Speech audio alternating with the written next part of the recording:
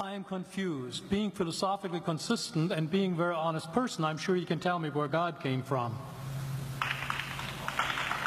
And in addition, once you've told me where God comes from, please try to clarify how you can figure that a spiritual force can have an impact on a material universe to create it.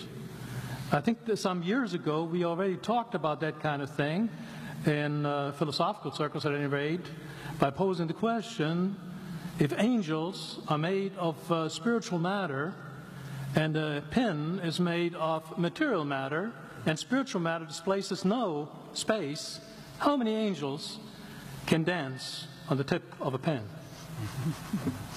I have a sense of sort of reversal experience here, but please do, go ahead.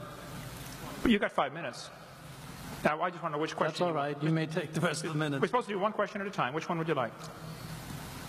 That was part of the format for the debate. So which question? I want you to fill in the story of the rest of the beginning of the universe. God, spiritual matter, impact on material matter. Okay. So 2 questions. All right. Go ahead. All right, your question, where did God come from, assumes that you're thinking of the wrong, obviously it displays that you're thinking of the wrong God, because the God of the Bible is not affected by time, space, or matter. If he's affected by time, space, or matter, he's not God. Time, space, and matter is what we call a continuum. All of them have to come into existence at the same instant, because if there were matter but no space, where would you put it? If there were matter and space but no time, when would you put it? You cannot have time, space, or matter independently. They have to come into existence simultaneously. The Bible answers that in 10 words. In the beginning, there's time. God created the heaven, there's space, and the earth, there's matter. So you have time, space, matter, created a trinity of trinities there. Just, time is past, present, future. Space has length, width, height. Matter has solid, liquid, gas. You have a trinity of trinities created instantaneously, and the God who created them has to be outside of them. If he's limited by time, he's not God.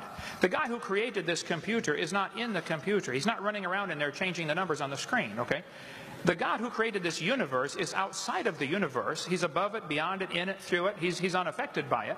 So the concept that a spiritual force cannot have any effect on a material body, well then I guess you'd have to explain to me things like emotions and love and hatred and envy and jealousy and rationality.